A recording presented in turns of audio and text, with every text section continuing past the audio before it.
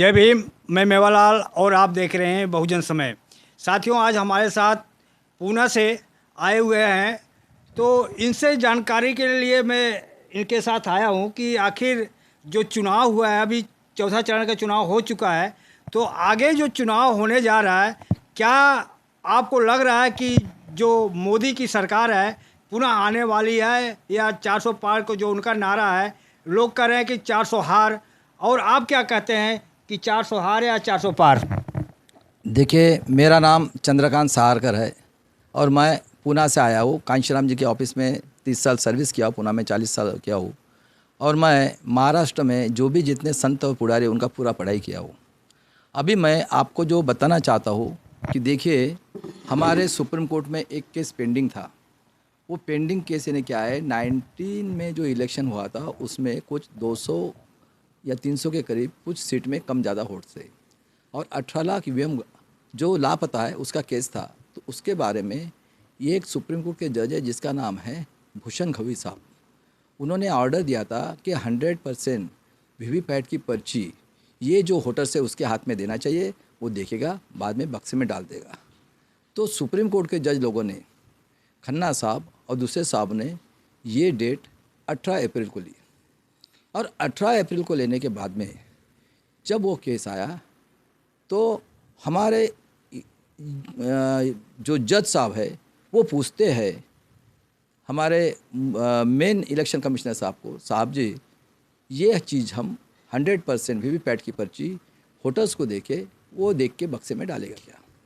हमारे election commissioner साहब बोलते हैं कि देखिए, वो जो पर्ची होती है, जैसे बैंक से स्लिप निकलती है, एटीएम से जाते, वो 15 दिन के बाद में उसका इंक निकल जाता है, तो हम 100% काउंटिंग नहीं कर सकते। सर, आपसे थोड़ा मेरा सवाल ये है कि आप करो काउंटिंग का, अभी एक वीडियो आया है कि काउंटिंग में भी वही जो आप वोट डालोगे ना, वोट दोगे किसी का, वो पर्ची आपको किसी के दिखेगा, और गिनती में वही आपको मिलेगा।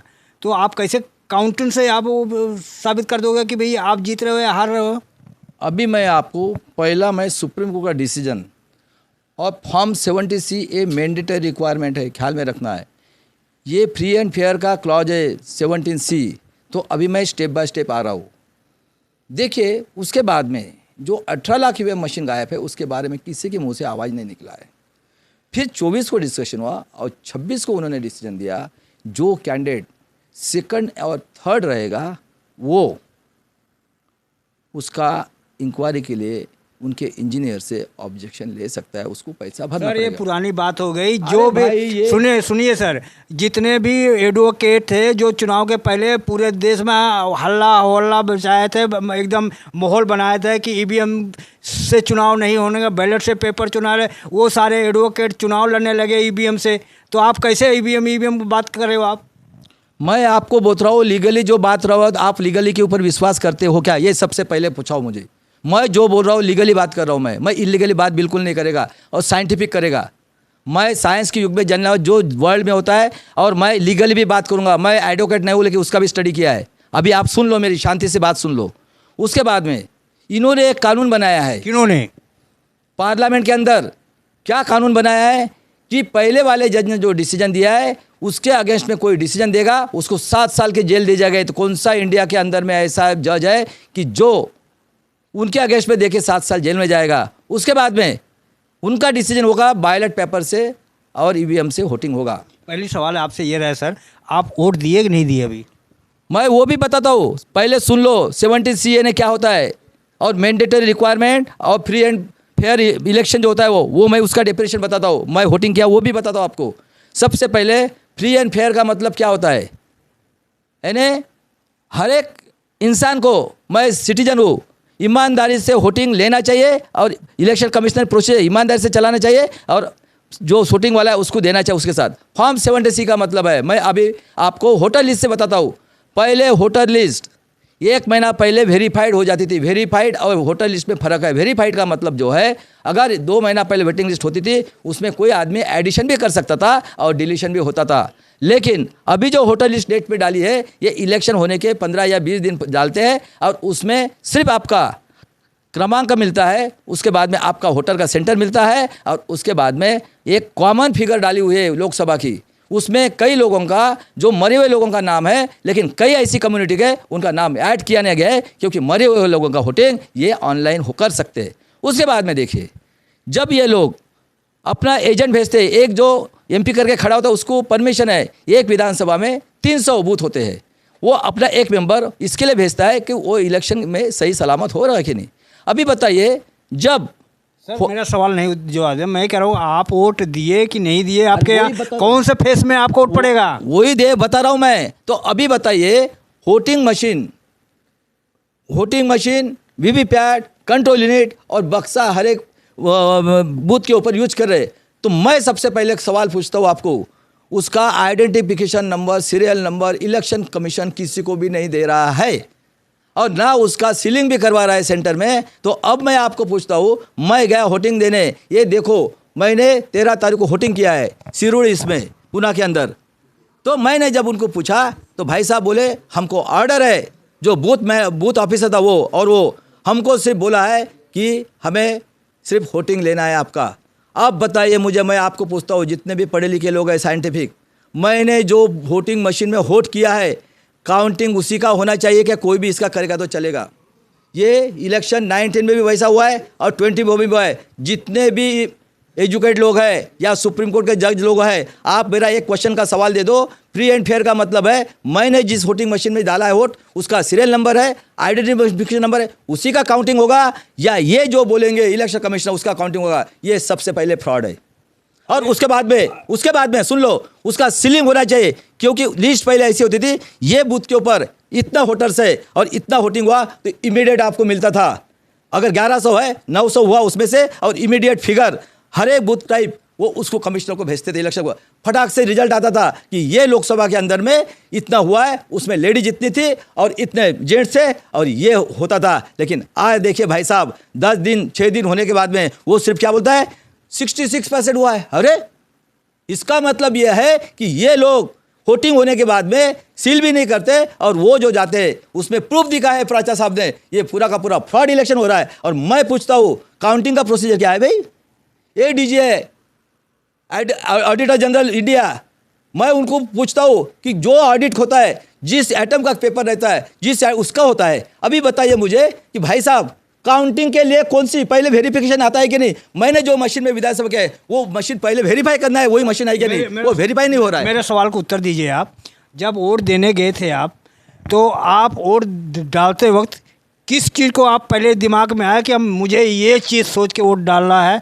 तो आपने क्या सोचा, पहला सोच क्या? हाँ, मेरी सोच ये है, हमारे इंडिया के अंदर में डिक्टेटरशिप चल रही है, जो 4 अधिकार देश में चलाते हैं। देखिए, बाबा साहब ने स्वातंत्र्य, समता, बंधुत्व, न्याय, और उसके बाद में जो आधा स्तंभ दिए, कारपोरेट सेक्टर, ब्यूरोक्रेसी, प्रेस, उसके बाद में जुडिशरी और प्रेस मीडिया। आज का सिचुएशन देख लीजिए, 5% लोगों के हाथ में 95% पैसा प्रॉपर्टी है। सुप्रीम कोर्ट के 100 पर जज बैठे हुए हैं वही। उसके बाद में IAS ऑफिसर, कलेक्टर, ब्यूरोक्रेट्स जो फ्रॉड कर रहे हैं वोटिंग होने के बाद में, 90% वो बैठे। और प्रेस मीडिया देख लिए, प्रेस मीडिया ये काल्पनिक मीडिया है। क्या पढ़ाते? तुकाराम महाराज पुष्पक विमान से गया, उसके बाद में क्या पढ़ाते हैं? संभाजी महाराज का खून क्यों गया, वो बलात्कारी था। और उसके बाद में विद्या की देवता सरस्वती, किसने पढ़ाई के लिए पहले स्कूल खोली? और उसके बाद में देखिए, हम 21वीं सदी में नहीं है, 10वीं सदी में।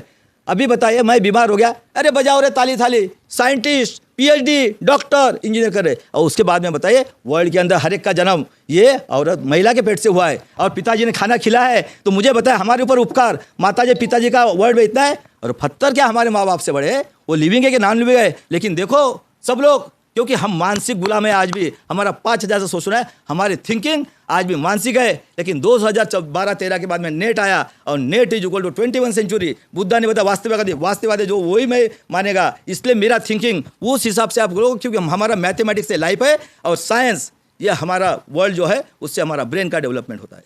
अच्छा, लास्ट में आपसे एक सवाल पूछ रहा हूँ, आप बताना कि ये चुनाव जो हो रहा है, इस पर आपको भरोसा है या नहीं है? ये तो मैं प्रूव कर रहा हूँ, मुझे तो क्वेश्चन पूछे ना, इंडिया के लोगों, सभी पढ़े लिखे लोगों, मैं उसी लिए दिल्ली नहीं, उत्तर दीजिए ना मुझे। आप क्वेश्चन पूछे ना मुझे को। मैं पूछ रहा हूँ कि जो आपने वोट EVM पे आपको भरोसा है कि नहीं है? EVM ये फ्रॉड है और इलेक्शन फ्रॉड हो रहा है, मैं प्रूव करके दे रहा हूँ। आप वोट क्यों दिए फिर? जब भरोसा नहीं तो वहाँ जाके EVM पे वोट दिए क्यों? मेरा राइट्स है, मैं सिटीजन हूँ यहाँ का, मैं उसी स्टडी करने के लिए गया कि सही में क्या हो रहा है। वहाँ से मेरे को एक क्लू मिला कि आप इलेक्शन ले रहे हो और उसका आइडेंटिफिकेशन नंबर मशीन का नहीं दे रहे हो, इसका मतलब है कि 18 लाख मशीन, 40 लाख मशीन, और हमको पूरा इंडिया के इसके लिए देखो 300 बूथ, 1800 मशीन एक लोकसभा में, 100 के लिए 1,80,000, 500 के लिए 9 लाख और 50 के लिए 1 लाख, और 100% हो गया तो भाई साहब 9 लाख, इनके पास 40 लाख मशीन पड़ी है। ये पूरा फ्रॉड कर रहे हैं। और ये मैं जनता को 95% जनता हम टैक्स भरते हैं, और ये इलेक्शन है ना, ये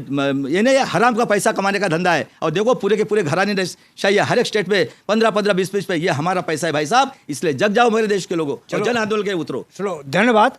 तो आप देख सकते हैं कि इनके विचार से आपको क्या है, आपको समझ में आया, क्या आपकी प्रतिक्रिया है, कमेंट बॉक्स में जरूर लिखें। और हमारा प्रयास कैसा लगा। मैं मेवालाल, बहुजन समय, दिल्ली। जय भीम, जय भारत। जय भीम, जय संविधान, जय शिवराय और जय बिरसा मुंडा। अगर आपको लगता है कि हमारा काम बहुजन समाज के लिए महत्वपूर्ण है, तो आप हमें आर्थिक सहयोग के लिए सीन दिखाए गए QR कोड स्कैन और फोन पे और गूगल पे और UPI और बैंक अकाउंट में कर सकते हैं। फोन पे, गूगल पे 9250529129, UPI 9250529129 bank account state bank of India AC 1042994628, IFSC code SBIN 00066563। आपका छोटा से छोटा सहयोग समाज और हमें और मजबूत करेगा, जिससे हमें बहुजन पत्रकारिता में और निष्पक्ष बनाने में मजबूत करेगा। जय भीम, जय भारत।